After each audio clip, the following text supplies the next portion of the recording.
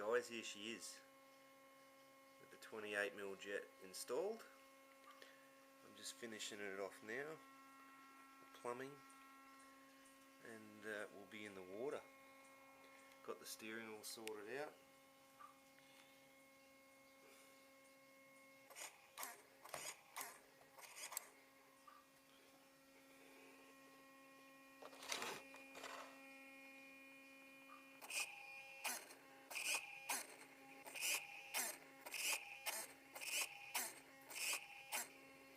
It's all good.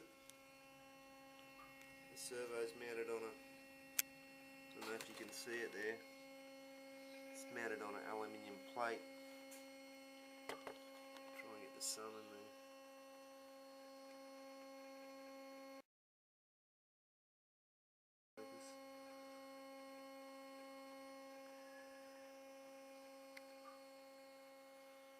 There she is, the big K&B 28mm. That's a whole lot of jet hanging out the back.